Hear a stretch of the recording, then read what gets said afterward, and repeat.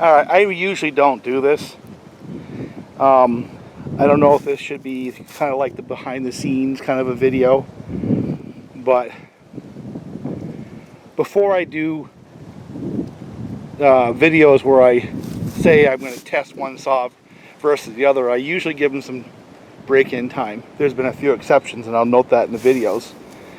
This is that, where I've got a couple of saws here that I've put together that need some runtime, but for my own edification, I'm looking for, you know, some ballpark just impressions, just to see where they stack up relative to one another.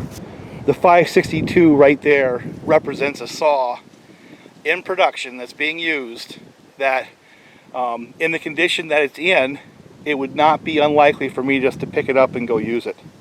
You know what I'm saying? I'd grab that as it is, go out and do some work, and then put it away.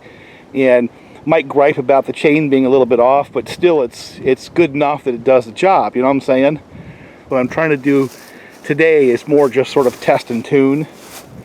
And when I get them to where I like them, well, then I'll come out another day and actually test one versus the other. But the cast of characters is standard, my current in the truck work saw. It's a 562 Husqvarna. A cross performance top end and my 54mm Farmertec top end. But both those saws, they run pretty well. The one in the front with the blue Husqvarna decomp, that's beginning to shape up into a work saw. It's a standard 54mm Hudzel, and what it has is a muffler mod and no base gasket and a minor tweak in the cylinder. You'll see the video when it comes out. I call it my Farmer Jones 54, and the reason I call it that is because it's something that a person with simple tools can replicate. Behind that is the cross cylinder with no base gasket and a gutted muffler, so it's also slightly modded. The cylinder has not been touched. Where this cylinder has, that one has not. The premise between these two saws, when I actually do the test video, is this. As those new kit saws arrive, they usually come with the 54s. What can a guy do with just simple tools to make that saw more fun? And if he's got a little extra money to burn, and he's also bought PPE so they're covered, and has yet more money to burn, can you buy performance and bolt it on? And that's the premise behind the cross performance cylinder, is that when you bolt that on, you get yourself a substantial hit in performance for that $120 to $150. So elbow grease, as the kit delivers the cylinder, it looks like that.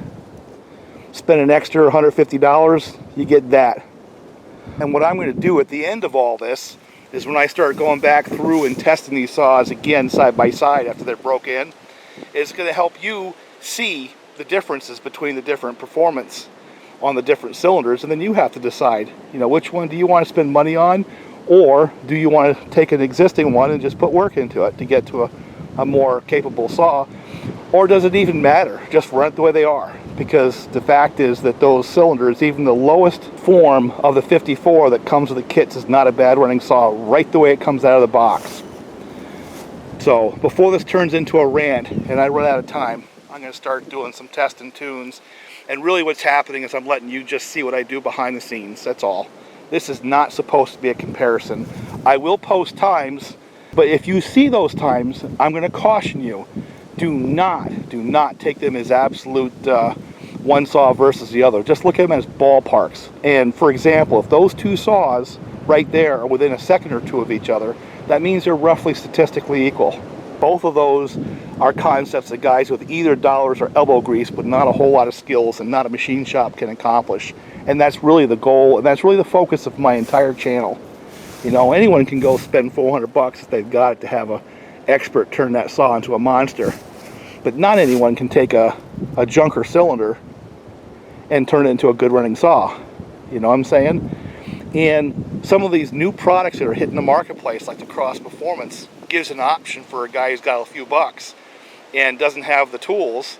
He's going to have one saw, right? Why would he want to buy a press and all this other crap, you know, a bunch of grinders and bits to produce a cylinder if what he wants to do is bolt on and cut wood? You know what I'm saying?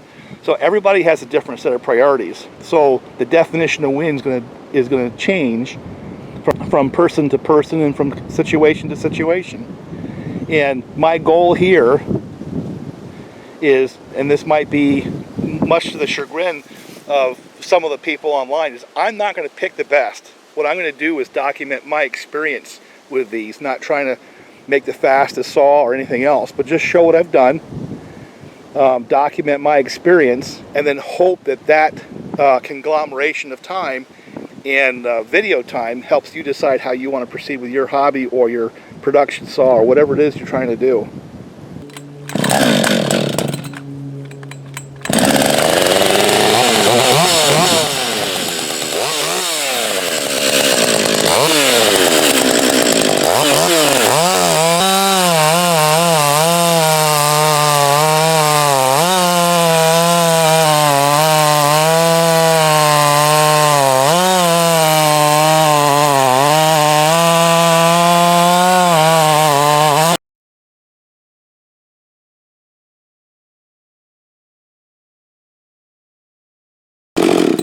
How's that for a baseline? Let me get these other saws going.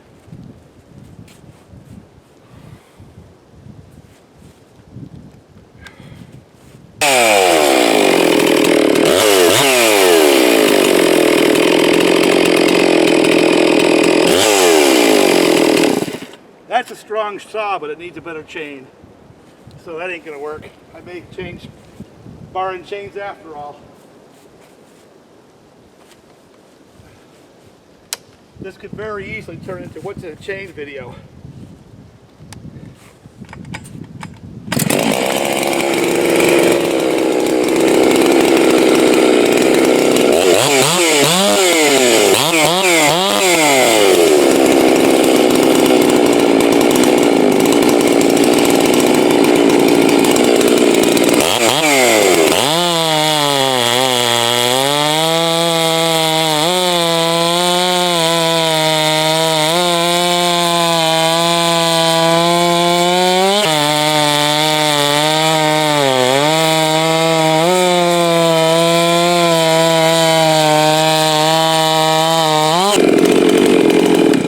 That one's oiler screwing up.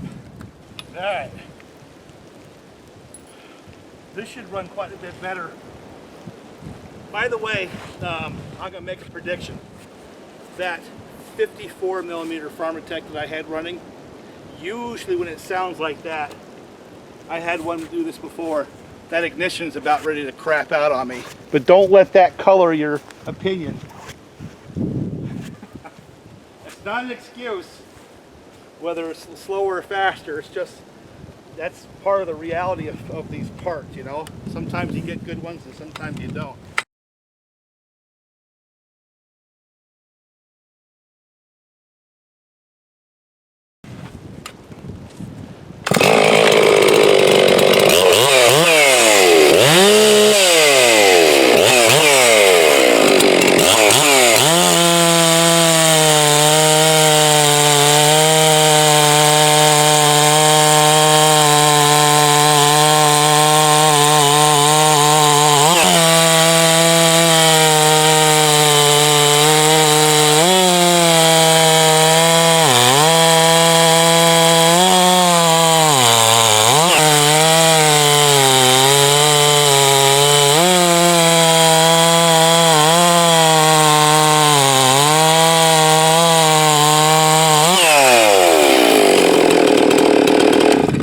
What do you think? That's a strong saw, isn't it?